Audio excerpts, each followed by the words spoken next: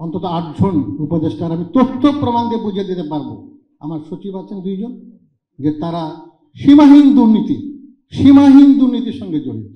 আগে তাদের কন্ট্যাক্ট করা ছাড়া গুরুত্বপূর্ণ পদে কোনো রকম নিয়োগ হবে না, কোনো বদলি হবে না।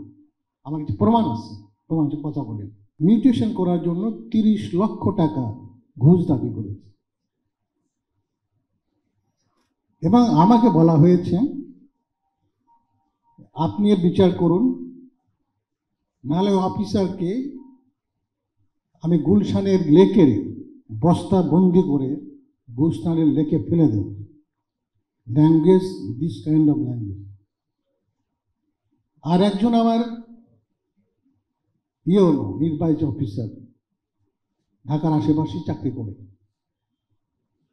সে একটি ফ্যাক্টরির লেআউট প্ল্যান পাস করার জন্যে 20 লক্ষ টাকা দাবি করেছে। পরশু দিনের অভিযোগ, গতকালের একটা অভিযোগ।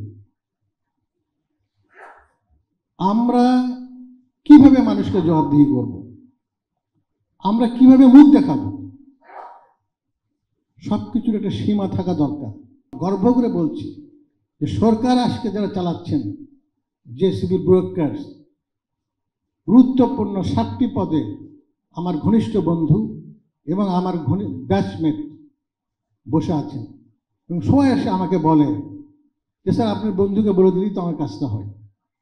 মুখ্য সচিব, ক্যাবিনেট সচিব, জনপ্রশাসন সচিব, স্বরাষ্ট্র সচিব, আর কিছু লাগে? কিন্তু আমি অত্যন্ত দুঃখ ধরে বলছি, ওই আমার বন্ধুরা আমার একটা কথাও শোনে না। অনেক সময় আমার ফোনও ধরে না। 2 জন এখানে আছেন, আমি দায়িত্ব নিয়ে বলছি। অতএব বাজারে একটা প্রচার আছে যে প্রশাসন, সাত্তার সাহেবই প্রশাসন দেশ চালাচ্ছে। ডাহা মিথ্যা কথা। আমি জানি না, শুধু আন্দোলনের মুখে আপনাদের ইন সার্ভিস 700+ এবং রিটায়ার্ড 600+, এদের পদোন্নতি ছাড়া ব্যক্তিগতভাবে কারো উপকার করতে পারছি বলে আমার মনে নেই। যাই হোক, আমি কথা বলে বুঝাতে চাচ্ছি আপনাদের, 2টো জিনিস যদি আপনারা সহানুভূতি পর্যায়ে না আসেন, আপনাদের কপালে দুঃখ আছে। এটা আমি হুমকি দিচ্ছি না। আজকে এটা হলো দলবাজি আর দুর্নীতি, এই দুটোকে আপনাদের সহানুভূতি পর্যায়ে নিয়ে আসতে হবে। এই যে 1 বছর অনেকে বলে দুর্নীতি আগের চেয়ে কম, রেশিও অনুযায়ী যদি হয় 15 বছরের দুর্নীতি, এটা যদি রেশিও করি 1 বছর সেটার সঙ্গে ছাড়িয়ে গেছে। এই অপবাদ আমাদের জন্য আর কি লজ্জার হতে পারে? আজকে মুগ্ধ যেভাবে কথা বলেছে যে এই যে অন্যায় হাসিনা করেছে, এই যে হত্যাকাণ্ড করেছে, এর সঙ্গে কিন্তু আমাদের সহকর্মীরা জড়িত ছিল। সেখান থেকে আপনাদের শিক্ষা নিতে হবে। এবং তারা কিন্তু অধিকাংশই এখন পলাতক, অধিকাংশই কিন্তু জেলখানায়, অধিকাংশ দুদিকের জালে আটকে গেছে। অতএব আপনাদের এইখান থেকে শিক্ষা নিতে হবে। ভবিষ্যতে কোনো দলের প্রতি কোনো অনুকম্পা আপনাদের দেখানোর দরকার নেই। এটা আমি দায়িত্ব নিয়ে বলছি।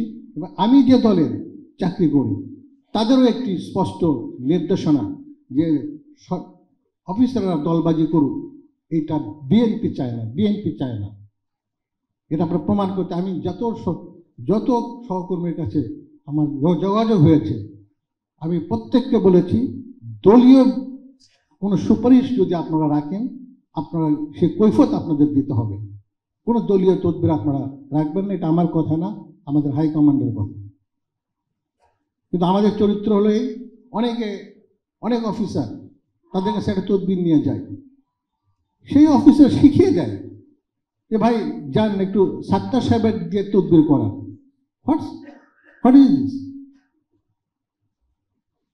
তার মানে কি আমি তদবির করব, আপনারা টাকা পয়সা নেবেন, নিয়ে আমার নাম ব্যবহার করে যে সাত্তার সাহেবের তদবির করুন বলে আপনি আপনার বসের কাছ থেকে ফাইল সই করে নেবেন। এটাই তো হতে পারে না। এখন আমি কিন্তু আপনাদের কাছ থেকে পালিয়ে বেড়াই। সকালে বাসা থেকে বেরোনোর সময় আমার ড্রাইভার, আমার গানম্যানকে বলি যে আমি কোথায় যাচ্ছি, কোথায় যাব, কেউ জিজ্ঞাসা করে বলবে স্যার আমার জানি না। এই জন্যে আমি হতাশ। আর একটা কারণ, সেটা হলো কিছু উপদেষ্টা, আমরা না আমাদের চরিত্র খারাপ হয়ে গেছে, যারা গণ আন্দোলন করে আজকে চেয়ারে বসছেন, অন্তত 8 জন উপদেষ্টার আমি তথ্য প্রমাণ দিয়ে বুঝিয়ে দিতে পারবো, আমার সচিব আছেন 2 জন, যে তারা সীমাহীন দুর্নীতির সঙ্গে জড়িত। এবং আগে তাদের কন্ট্যাক্ট করা ছাড়া গুরুত্বপূর্ণ পদে কোনো রকম নিয়োগ হবে না, কোনো বদলি হবে না। আমার কিছু প্রমাণ আছে, প্রমাণ কথা বলে। এবং মাননীয় উপদেষ্টা পর্যন্ত গোয়েন্দা সংস্থার রিপোর্ট আছে। আমার একটাই জনাব ইউনূসের প্রতি, আমি তার ভক্ত, তার অনুসারী, তার সাফল্য কামনা করি। আমি 1 বছরে আমি বিভিন্ন জায়গায় যত বক্তব্য রেখেছি, ডক্টর ইউনূসের বিরুদ্ধে, ব্যক্তি ইউনূসের বিরুদ্ধে একটি কথা উচ্চারণ করে নেই। আমার মাননীয় চেয়ারপারসন বেগম খালেদা জিয়া, মাননীয় অ্যাক্টিং চেয়ারম্যান, তাদের নির্দেশ তারেক রহমান বলেছে যে ব্যক্তি ইউনূসকে নিয়ে কোনো কথা বলা যাবে না।